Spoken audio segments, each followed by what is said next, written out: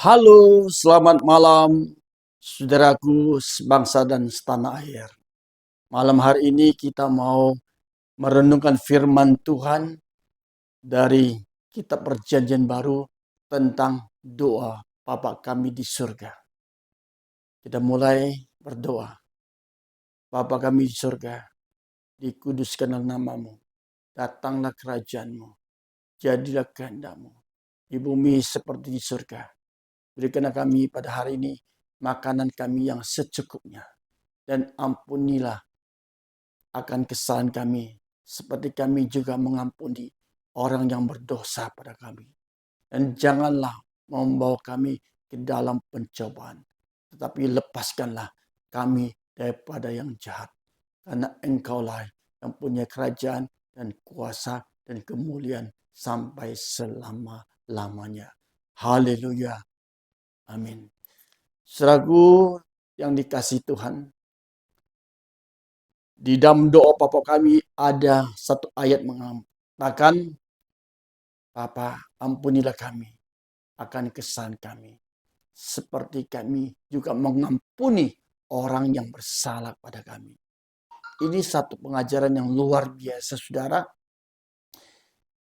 Di situ mengatakan, Bapa ampuni kami. Ada berapa saudara dan saya, kita merasa senang, sukacita ketika kesalahan kita, kesalahan saya, kesalahan saudara diampuni oleh Bapa di surga. Dan Tuhan minta saudara dan saya juga mengampuni orang yang bersalah kepada kita. Mengampuni orang yang melukai kita. Mengampuni orang yang pernah menyakiti kita. Mengampuni, melepaskan pengampunan buat saudara-saudara kita. Bahkan saudara kandung kita. Mungkin dalam usaha pekerjaan kita bantu orang. Setelah dibantu, malahan kita diserang, ditusuk dari belakang. Merasa sakit sekali.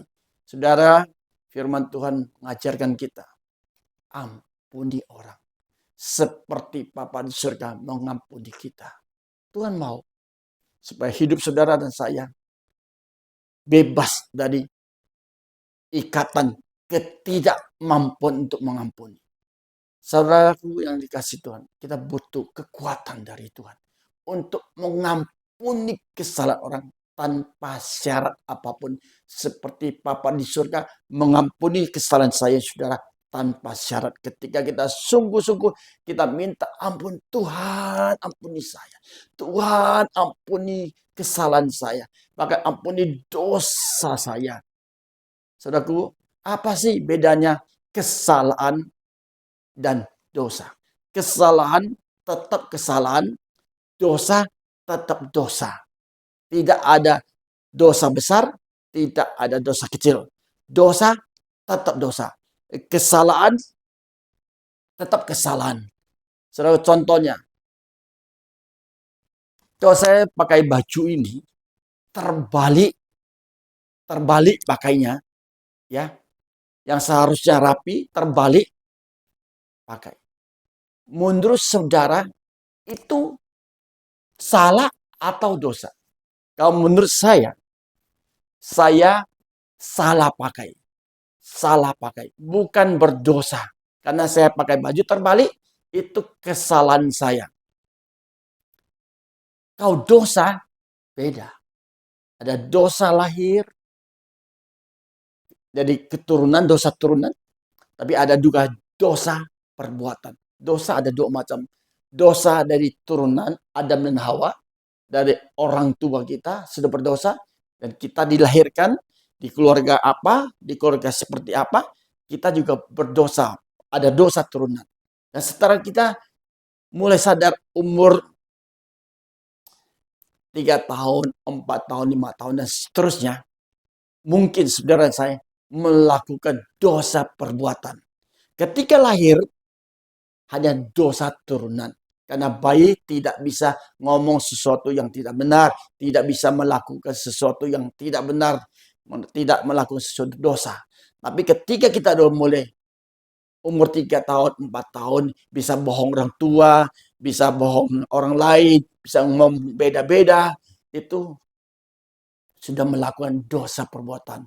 Apalagi sudah naik kelas SD, SMP, SMA, ketika melakukan pelanggaran, misalnya membohongi orang lain, tidak jujur dengan orang lain, nipu sana, nipu sini, itu sudah dosa perbuatan. Saudaraku yang kasih Tuhan, manusia hanya bisa mengampuni kesalahan orang. Manusia yang berdosa ini tidak bisa mengampuni orang yang berdosa. Karena saya orang berdosa, saya tidak bisa mengampuni orang berdosa. Manusia berdosa hanya bisa diampuni oleh manusia yang tidak berdosa. Siapa manusia yang tidak berdosa itu? Yesus Kristus Tuhan. Dia datang mengambil rubah seorang manusia yang 100% manusia, lahir dari perawan Maria, dikandung oleh Roh Kudus, membuktikan bahwa manusia yang tidak berdosa sampai dia mati di kayu salib, dia mati, setia mati menanggung dosa saudara saya. Sekali lagi, manusia berdosa seperti saya ini, saya tidak bisa mengampuni saudara yang sama-sama berdosa, manusia berdosa. Kita butuh pengampunan dari manusia yang tidak berdosa. Yaitu siapa? Anak domba Allah. Siapa? Yesus Kristus Tuhan. Dia manusia 100% manusia tidak berdosa. 100% manusia. Dia juga 100% Allah Tuhan. Di mana dia mengatakan, membuktikan bahwa dia manusia 100% tidak berdosa. Karena di Bapa surga mengatakan, manusia berdosa butuh pengampunan. Hanya manusia yang tidak berdosa yang bisa mengampuni dosa kita. Kalau manusia berdosa, mati, tidak bisa bangkit. Tapi Yesus Kristus Tuhan, dia mati dalam keadaan sebagai manusia 100% yang tidak berdosa. Ketika dia mati di kayu salib untuk menanggung dosa saudara saya, hari ketika dikuburkan, dia bangkit dari antara orang mati. Dia membutuhkan kebangkitan yang membuktikan bahwa dia manusia 100% tidak berdosa.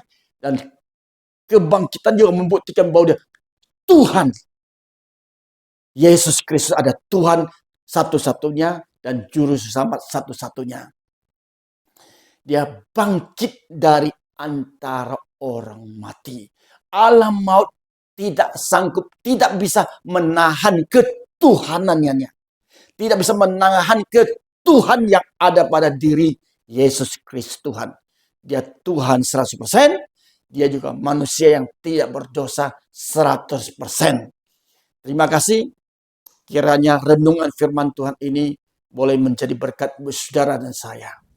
Mari kita mau berdoa.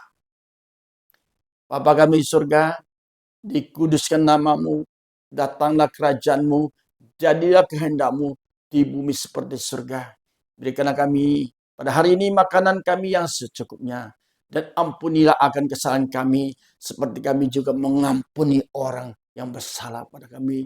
Dan janganlah membawa kami ke dalam pencobaan, tetapi lepaskanlah kami daripada yang jahat, karena Engkaulah yang punya kerajaan dan kuasa dan kemuliaan sampai selama-lamanya.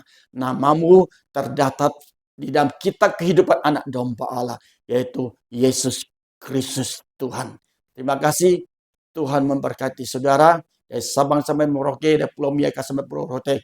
Indonesia diberkati, Indonesia dikasih Tuhan. Hati Tuhan ada untuk Indonesia. Indonesia ada di hatinya Tuhan. Sekian, terima kasih. Tuhan memberkati saudara. Sampai pada next video lagi. Haleluya. Amin.